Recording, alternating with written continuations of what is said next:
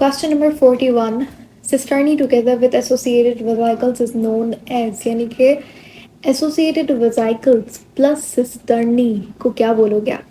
Lysosome पैरोक्सिसोम तो वैसे भी नहीं होगा, ठीक है, because they are only vesicles. और बाकी रही बात एंडोप्लाज्मिक रेटिकुलम की, तो यहाँ पे देखो सिर्फ होता है सिस्टर्नी, एसोसिएटेड वेसिकल्स नहीं होते। तो गोल्जी आपका सही ऑप्शन हो जाएगा 41 में। ठीक है, कि गोल्जी में क्या होता है? गोल्जी में आपका सिस्टर्नी होता है, जो फोल्ड्स होते हैं वो सिस्टर्नी कहते हैं, और सिस्टर्नी के अंदर एसोसिएटेड वेसिकल्स भी होते हैं। ठीक है। 42, one of the following substances used by Golgi apparatus to modify the others, यानी कि इनमें से एक चीज़ इस्तेमाल होती है, गोल्जी उसे इस्तेमाल करता है दूसरी चीज़ें बनाने के लिए, दूसरी चीज़ें मॉडिफाई करने के लिए, तो वो कार्बोहाइड्रेट है। गोल्जी बॉडी क्या करती है? कॉन्जुगेटेड मॉलिक्यूल्स बनाती है। गोल्जी के पास अब क्या होता है, ये पूछ रहा है कि उसके पास क्या होते हैं, तो उसके पास कार्बोहाइड्रेट्स होते हैं, जिससे वो क्या करता है? ग्लाइकोप्रोटीन बनाता है, ग्लाइकोलिपिड बनाता है। ठीक है, इस प्रोसेस को आप ग्लाइकोसाइडेशन या फिर ग्लाइकोजाइलेशन बोलते हो। ठीक है। 43 के अंदर कह रहा है Golgi complex is concerned with, Golgi complex से क्या होता है? गोल्जी कॉम्प्लेक्स से सेल सिक्रीशन होती है, तो ऑप्शन ए यहाँ पे बिल्कुल ठीक हो जाएगा, सिंपल सा क्वेश्चन ही है। ठीक है। 44 के अंदर कह रहा है one of the following protect the cell from invading organism और other any other foreign object, यानी कि सेल का जो प्रोटेक्शन करता है, अगर बैक्टीरिया आ गया तो उसको खा लेगा, यानी कि डाइजेशन वगैरह का काम करता है, सेल को बचाता है दूसरे पार्टिकल्स बैक्टीरिया वगैरह से, तो वो लाइसोसोम करता है। तो ऑप्शन बी यहाँ पे ठीक हो जाएगा। 45 के अंदर कह रहे हैं द डाइजेस्टिव वैक्यूल्स एंड ऑटोफेगोसोम्स, ऑटोफेगोसोम्स का मतलब क्या है? देखो फेगोसोम किसे बोलते हैं? जो पार्टिकल एंडोसाइटोसिस के थ्रू सेल के अंदर आया या फिर फेगोसाइटोसिस के थ्रू सेल के अंदर आया, उसको बोलेंगे फेगोसोम। ऑटोफेगोसोम का मतलब ये है कि सेल का खुद का कोई कंपोनेंट अगर सेल के अंदर आया, यानी कि बॉडी का खुद का कंपोनेंट, तो वो ऑटोफेगोसोम है। ठीक है, कोई मॉलिक्यूल वगैरह, सेल बॉडी का खुद का मॉलिक्यूल। लेकिन अगर तो कोई फॉरेन पार्टिकल है, जैसे बैक्टीरिया हो गया, तो वो फेगोसोम है। कोई फूड पार्टिकल है तो वो फेगोसोम है। लेकिन अगर बॉडी का खुद का कंपोनेंट, तो वो ऑटोफेगोसोम हो जाएगा। तो यहाँ पे कह रहे हैं जो डाइजेस्टिव एंजाइम है या ऑटोफेगोसोम्स है, उसे हम लोग क्या कहते हैं? उसे हम लोग सेकेंडरी लाइसोसोम कहते हैं। याद रखिएगा, जब लाइसोसोम फॉर्म होता है तो उसे प्राइमरी लाइसोसोम कहा जाता है। फिर जब प्राइमरी लाइसोसोम कंबाइन होता है डाइजेस्टिव वैक्यूल के साथ स्पेशली, तो वो बनाता है सेकेंडरी लाइसोसोम। ठीक है। 46, और इस प्रोसेस को हम लोग फेगोसाइटोसिस कहते हैं। 46, the organelle involve in eating process of cell, बहुत सिंपल है, लाइसोसोम है of course. 47, which of the following can be termed as secondary lysosome, secondary lysosome मैंने भी बताया डाइजेस्टिव वैक्यूल को कहा जाता है। डाइजेस्टिव वैक्यूल के साथ जब कंबाइन होता है लाइसोसोम, तो उसे कहते हैं secondary lysosome. 48, the enzymes for extra cellular digestion are released by, यानी कि जो एंजाइम्स एक्स्ट्रा सेल्यूलर डाइजेशन के लिए रिलीज होते हैं, वो कौन करता है? वो लाइसोसोम करता है। ठीक है।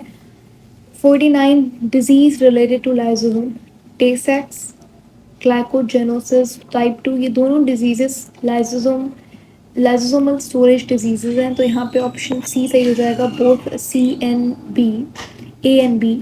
50 के अंदर कह रहा है de Duve and coworkers isolated particles from liver cells, liver cells से इन्होंने, ये दोनों सॉरी डी ड्यूफ बायोलॉजिस्ट थे, उन्होंने और उनके को वर्कर्स ने कुछ सेल्स को आइसोलेट किया, सेल्स को लिया लिवर से और कुछ और टिश्यू से, वो सेल्स को लिया जिसके अंदर बहुत ज़्यादा ऑक्सीडेटिव एंजाइम था। तो बताइए कि वो कौन सा ऑर्गेनल है जो कि ऑक्सीडेटिव एंजाइम को फॉर्म करता है? तो यहाँ पे ऑप्शन ए आपका ठीक हो जाएगा, option A would be the right option. Peroxisome के अंदर ऑक्सीडेटिव एंजाइम्स होते हैं, लाइसोसोम के अंदर हमारे पास हाइड्रोलिटिक एंजाइम्स होते हैं। सही है, तो ऑप्शन ए सही हो जाएगा। पेरोक्सीसोम का काम होता है H2O2 यानी कि हाइड्रोजन पेरोक्साइड को बनाना और उसे किल करना, आई मीन उसे डिटॉक्सिफाई करना, ख़त्म करना। Question number 51, the organelle specifically involve in formation and decomposition of hydrogen peroxide, मैंने भी बताया पेरोक्सीसोम हो जाएगा। Organelle in plants that possesses enzymes in addition to glycolic acid oxidase, ये एंजाइम का नाम है ये, और कैटालेज, ये दोनों एंजाइम्स है। जो बताइए ये कौन से ऑर्गेनल में होते हैं, और वो ऑर्गेनल यहाँ पे एक और हिंट दी गई है कि वो प्लांट के अंदर पाया जाता है, एनिमल के अंदर नहीं पाया जाता। तो सिंपल है, ग्लाइऑक्सीजोम सही ऑप्शन होगा, क्योंकि ये तीनों ऑर्गेनल्स हमारे पास प्लांट एनिमल दोनों में होते हैं।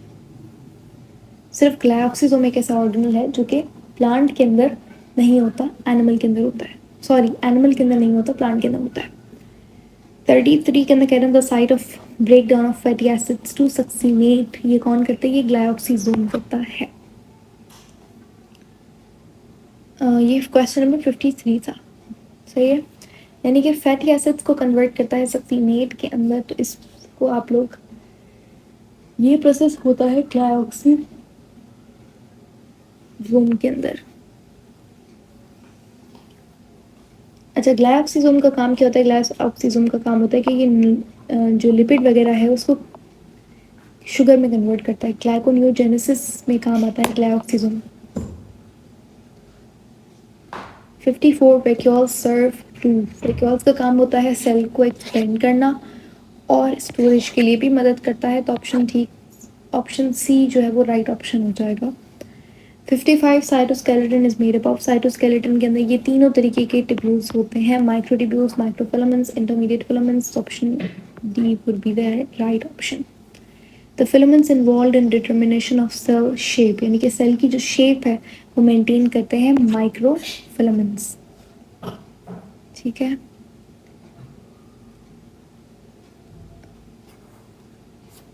एक मिनट, जो सेल की जो शेप है वो डिटरमिन करते हैं, सॉरी माइक्रोफिलामेंट नहीं, यहाँ पे इंटरमीडिएट फिलामेंट सही ऑप्शन हो जाएगा, ठीक है। माइक्रोट्यूब्यूल्स का काम होता है सीलिया, फ्लैजुला, सेंट्रियोल्स, स्पिंडल फाइबर्स, ये सारी चीज़ें बनाना। माइक्रोफिलामेंट का काम होता है सपोर्ट और मूवमेंट करवाना। इंटरमीडिएट फिलामेंट्स का जो फंक्शन होता है वो सेल की शेप को मेंटेन करना होता है। 57 सेल ऑर्गेनल्स जैसे कि सीलिया, फ्लैजुला, बेसल बॉडी, सेंट्रियोल्स वगैरह, ये मैंने भी बताया माइक्रोट्यूब्यूल्स से बने हुए होते हैं। 58 the cylinder made up of contractile actin protein, actin protein के अंदर, एक्टिन प्रोटीन आपको मिलता है माइक्रोफिलामेंट के अंदर, तो option B would be the right option. 59 organelle in eukaryotic cell that are involved in manufacture and supply of energy to the cell, यानी कि कौन से ऑर्गेनल यूकैरियोटिक सेल के अंदर एनर्जी सप्लाई करते हैं,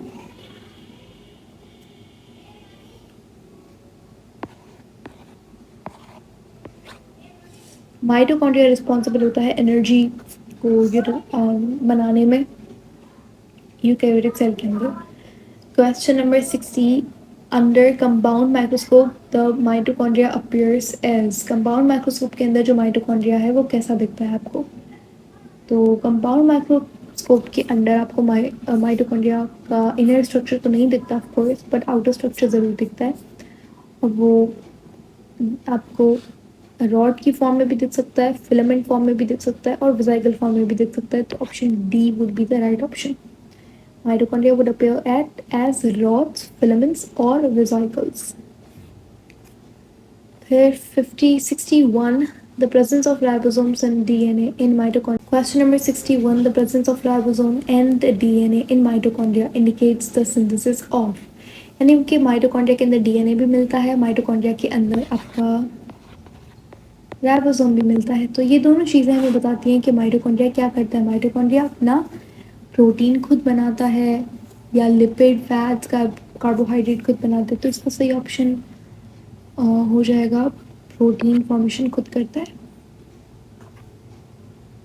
उसके बाद question number 62, on the inner surface of mitochondria Crysta folds होते हैं, जिनको क्रिस्टा कहा जाता है, तो ये नॉब लाइक स्ट्रक्चर्स प्रेजेंट होते हैं, तो जिनको हम लोग क्या कहते हैं, जिनको हम लोग कहते हैं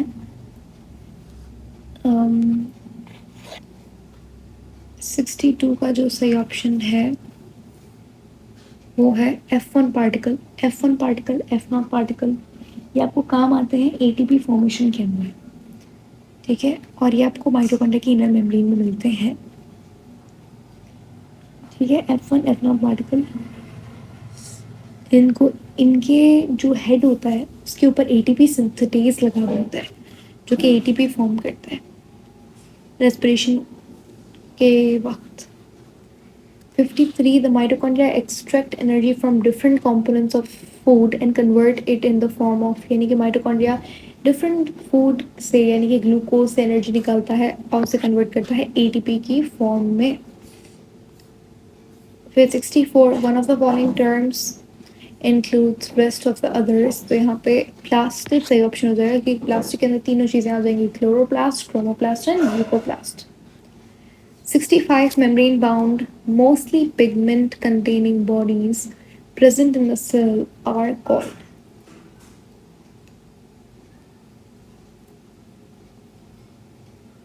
मेम्ब्रेन बाउंड होता है, पिगमेंट होता है उसके अंदर, तो उसे हम लोग कहेंगे प्लास्टिड्स। फिर question number 66, the green pigment in chloroplast is an organic compound जिसे क्लोरोफिल कहते हैं। ठीक है, बाकी जो दूसरे ऑप्शन आप देख रहे हो जैसे गेजेंटोफिल, वो होता है येलो कलर का, कैरोटीन होता है रेड एंड ऑरेंज कलर का, और क्लोरोफिल होता है ग्रीन कलर का। 67, under light microscope the chloroplast appear to be heterogeneous structure embedded in the matrix with small granules known as, यानी कि लाइट माइक्रोस्कोप में अगर आप देखोगे तो क्लोरोप्लास्ट के अंदर हेट्रोजेनस स्ट्रक्चर्स होते हैं, अलग अलग दिखने वाले स्ट्रक्चर्स होते हैं जिनके ऊपर स्मॉल ग्रैन्यूल्स अटैच होते हैं। इनको हम लोग क्या कहेंगे? इनको हम कहते हैं ग्रेना। और ये जो स्मॉल मेट्रिक ग्रैन्यूल्स होते हैं ये बेसिकली थैलेकॉइड को यहाँ पे कहा गया है। तो थैलेकॉइड जब आपस में मिलते हैं पाइल बनाते हैं तो उसे ग्रेना कहा जाता है। ठीक है, 67 का सही ऑप्शन हो जाएगा grana, C. 68, one of the following is not a character of mitochondria. इनमें से ऐसा कौन सा कैरेक्टर है जो कि माइटोकॉन्ड्रिया नहीं करता? वो ऑप्शन बी है। या ये क्वेश्चन हम लोग पहले कर चुके हैं, क्वेश्चन रिपीट हुआ है यहाँ पे। 69, अ fluid that surrounds thylakoid, thylakoid के अराउंड जो फ्लूइड होता है उसे स्ट्रोमा कहा जाता है। 70, a pile of thylakoid stacked on each other, उसे कहते हैं ग्रैनम। ठीक है, इंटरग्रैनम कहते हैं, इंटरग्रैनम इंटर बेसिकली लेमिला को कहते हैं, ग्रैनल लेमिला को इंटरग्रैनल मेम्ब्रेन कहा जाता है। सही है, तो 71, द कलरलेस ट्राइंगुलर और tubular plastid found in underground parts, underground part के अंदर जो पाया जाता है स्टोर करता है फूड वगैरह को, तो वो ल्यूकोप्लास्ट होता है। ल्यूकोप्लास्ट आपका इलियोप्लास्ट भी हो सकता है, अमाइलोप्लास्ट भी हो सकता है, प्रोटीनोप्लास्ट भी हो सकता है, जो कि अलग अलग फूड मटेरियल को स्टोर करता है। 72, one of the following is present near the external surface of the nucleus in animal and some microorganisms and lower plants, यानी कि ऐसी कौन सी चीज़ है जो कि आपको न्यूक्लियस, एनिमल सेल के न्यूक्लियस के करीब मिलेगी?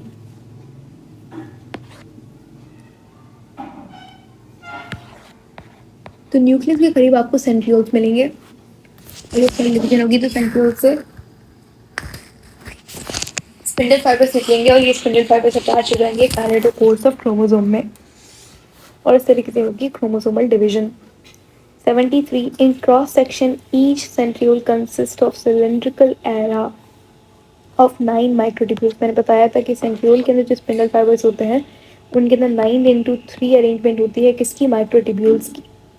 74, the nucleus is visible when cell is, nucleus visible होता है जब सेल नॉन डिवाइडिंग होता है, या फिर आप ये कह सकते हो कि आपको बेसिकली न्यूक्लियस जो है वो हर स्टेज के अंदर नज़र आता है, चाहे वो नॉन डिवाइडिंग हो या रेस्टिंग पीरियड हो।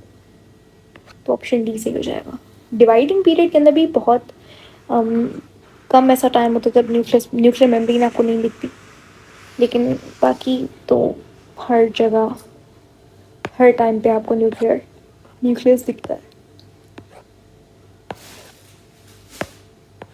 The soluble SAP in nucleus को हम लोग कहते हैं कैरियोलिम्फ या फिर न्यूक्लियोप्लाज्म, प्लाज्म भी आप कह सकते हो, एक ही बात है। तो क्वेश्चन नंबर 75 समझ आ गया होगा आई होप।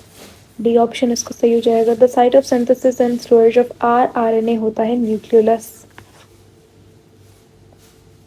और इससे क्या बनता है? इसे बनता है ribosome. It is the nucleolus where dash are assembled. यहाँ पे क्या असेंबल होता है? जहाँ पे राइबोसोम्स असेंबल होता है। आगे आपको पढ़ने की जरूरत ही नहीं है क्योंकि न्यूक्लियोलस ने राइबोसोम बनाता है and then export the cytoplasm where nuclear pores. 78 nucleus is often stained with a. Nucleus को हम लोग ज़्यादातर स्टेन करते हैं एक बेसिक डाई से क्योंकि न्यूक्लियस खुद एसिडिक होता है ड्यू टू डीएनए। डीएनए एक एसिडिक मॉलिक्यूल है, डीएनए के पास फॉस्फेट ग्रुप होता है इसलिए। 79 x exact replica of chromosome को हम लोग क्रोमैटिड कहते हैं। ठीक है, क्रोमोसोम की एग्जैक्ट रेप्लिका को हम क्रोमैटिड कहते हैं। 80 the chromosomes are composed of DNA. Chromosome बने हुए होते हैं डीएनए और प्रोटीन्स। ठीक है, अब question number 81 under a compound microscope a chromosome is made up of arms. एक आर्म से बना हुआ होता है क्रोमोसोम और आपका बना हुआ होता है सेंट्रोमेयर। सेंट्रोजोम, सेंट्रोजोम कहते हैं पेयर ऑफ सेंट्रियोल को। सेंट्रोमेयर कहते हैं इस वाली जगह को। क्रोमैटिड इस एक चीज़ को क्रोमैटिड कहेंगे और सेंट्रोमेयर इसे कहते हैं ये वाली। ठीक, तो ऑप्शन यहाँ पे 81 का सही और आपका जो आंसर होगा वो ऑप्शन ए होगा कि क्रोमोसोम बना हुआ होता है सेंट्रोमियर से और आर्म से। ये आर्म्स, ये 4 आर्म्स आ गए हैं आपके पास और यहाँ पे सेंट्रोमियर होते हैं जहाँ पे चारों आर्म्स अटैच्ड होती हैं। 82 यूकैरियोट्स इंक्लूड। ये सारे के सारे यूकैरियोट्स हैं तो ऑप्शन डी राइट ऑप्शन हो जाएगा। 83 which statement about the nuclear envelope is not true. Pores होते हैं राइट। डबल मेम्ब्रेन होता है right. Inner membrane bears ribosome. RNA and some protein pass through it. तो यहाँ पे ये option inner membrane bears ribosome यानी कि जो न्यूक्लियर एनवेलप की इनर मेम्ब्रेन होती है उस पर राइबोसोम अटैच्ड होता है तो ये ऑप्शन ठीक नहीं है। Option C would be the right option. 84 the ribosome prokaryotes कैसे होते हैं? 70 और यूकैरियोट के अंदर 80। फिर है 85 binary fission takes place. Binary fission होता है आपका प्रोकैरियोट्स के अंदर।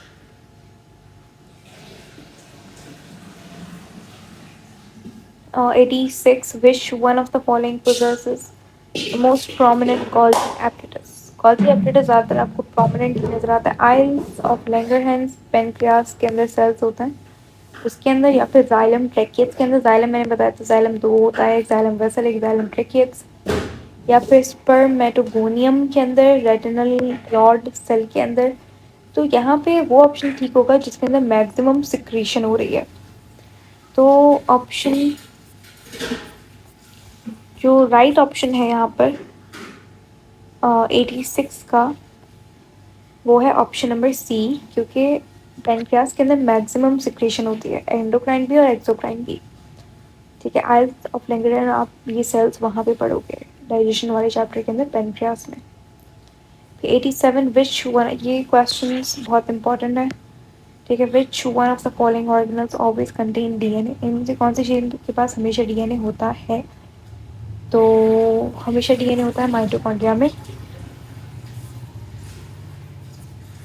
ठीक है, 88 which one of the following would exocrine cells is expected to contain as a result of their function?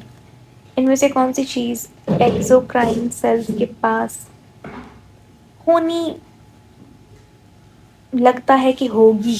इनमें से कौन सी चीज? तो increased amount of DNA, increased amount of ER nuclear और माइटोकॉन्ड्रिया। ठीक है, यानी कि which of the following would exocrine cells is expected to contain. Exocrine glands, exocrine cells का काम होता है सिक्रीशन बाहर भेजना। तो उनके पास जो ईआर जो गोल्जी होगी पहले तो वो बहुत वेल डेवलप्ड होगी और जो इनका ईआर होगा that would also be well developed. Option B सही हो जाएगा क्योंकि उन्हें ज़्यादा से ज़्यादा प्रोटीन बनाना होगा। 89 the nuclei of both plant and animal cell contain nucleoli, यानी कि न्यूक्लियस होता है प्लांट एनिमल दोनों के अंदर। तो न्यूक्लियस का फंक्शन क्या होता है? न्यूक्लियस का फंक्शन मैंने बहुत बार बताया, फॉर्मेशन ऑफ राइबोसोम होता है। ठीक है,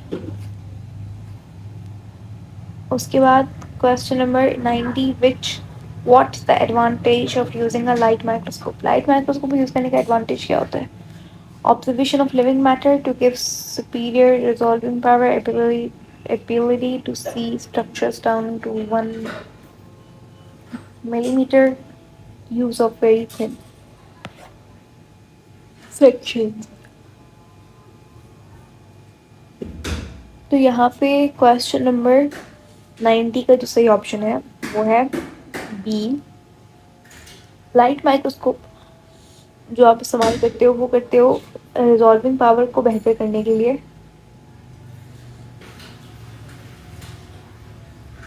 ठीक है, इसका सही ऑप्शन वैसे ए भी हो सकता है कि जो लिविंग मैटर है, क्योंकि इलेक्ट्रॉन माइक्रोस्कोप के अंदर जो लिविंग मैटर है वो तो जिंदा नहीं रहेगा, इसे मतलब लाइट माइक्रोस्कोप में उसे भेजता है।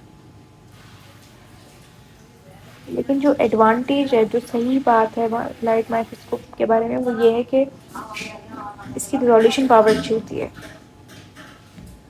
91 what is present in eukaryotic cell? Eukaryotic cell के अंदर कौन सी चीज़ होती है? ये सारी चीज़ें होती हैं, तो ऑप्शन डी सही हो जाएगा। 91 में what distinguish a prokaryotic cell from a eukaryotic cell? क्या चीज़ प्रोकैरियोटिक और यूकैरियोटिक सेल को अलग बनाती है? तो ऑप्शन बी सही हो जाएगा कि प्रोकैरियोट के पास कोई मेम्ब्रेन ऑर्गेनल नहीं होता। ठीक है, तो ये चीज़ हमें सही सही बनाती है। बाकी अगर दूसरे ऑप्शन देखो तो वो सारी सिमिलैरिटीज लिखी हुई है प्रोकैरियोटिक